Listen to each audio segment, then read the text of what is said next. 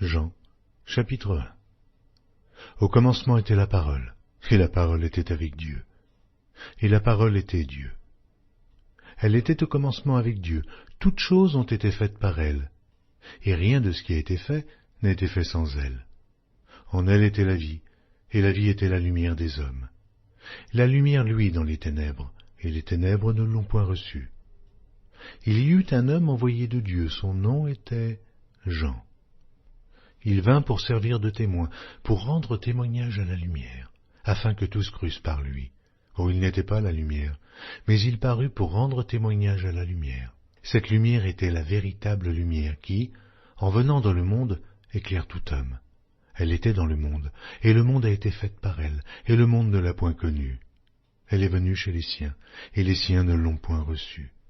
Mais à tous ceux qui l'ont reçue, à ceux qui croient en son nom, elle a donné le pouvoir de devenir enfants de Dieu, lesquels sont nés non du sang, ni de la volonté de la chair, ni de la volonté de l'homme, mais de Dieu. Et la parole a été faite chair, et elle habitait parmi nous pleine de grâce et de vérité. Et nous avons contemplé sa gloire, une gloire comme la gloire du Fils unique venu du Père.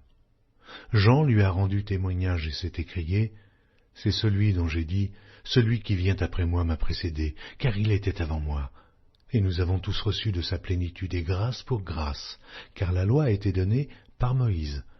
La grâce et la vérité sont venues par Jésus-Christ. Oh, personne n'a jamais vu Dieu. Le Fils unique qui est dans le sein du Père est celui qui l'a fait connaître.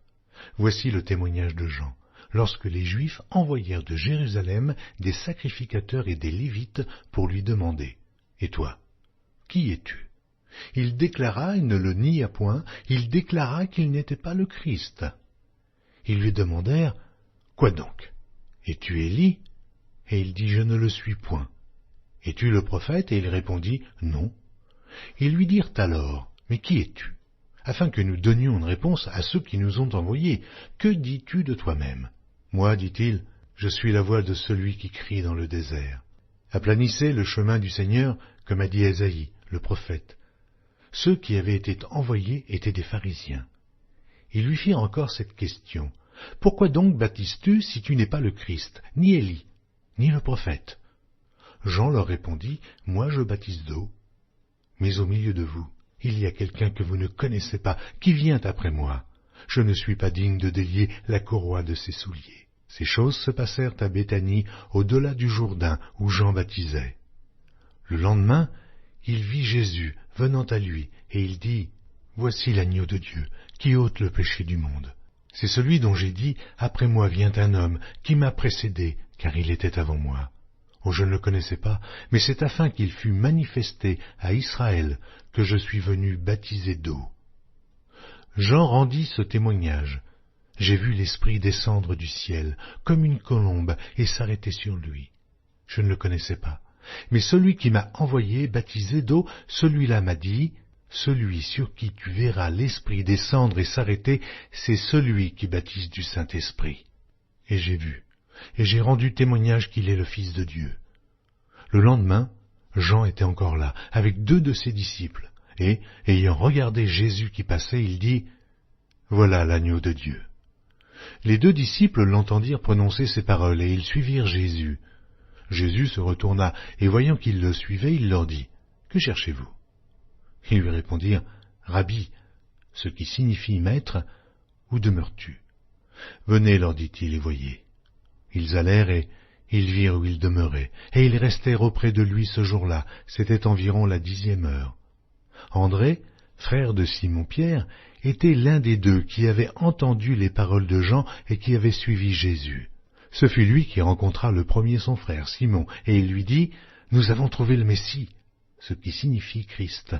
Et il le conduisit vers Jésus.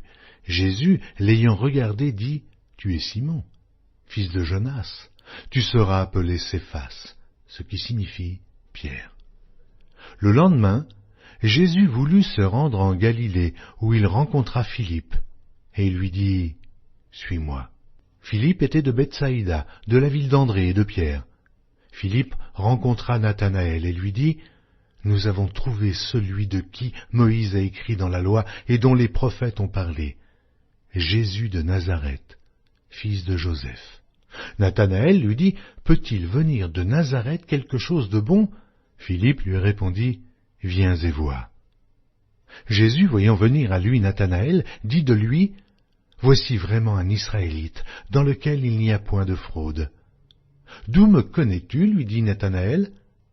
Jésus lui répondit, avant que Philippe t'appelât quand tu étais sous le figuier, je t'ai vu. Nathanaël répondit et lui dit, Rabbi, tu es le Fils de Dieu, tu es le roi d'Israël. Jésus lui répondit, parce que je t'ai dit que je t'ai vu sous le figuier, tu crois? Tu verras de plus grandes choses que celles-ci. Et il lui dit, en vérité, vous verrez désormais le ciel ouvert et les anges de Dieu monter et descendre sur le Fils de l'homme.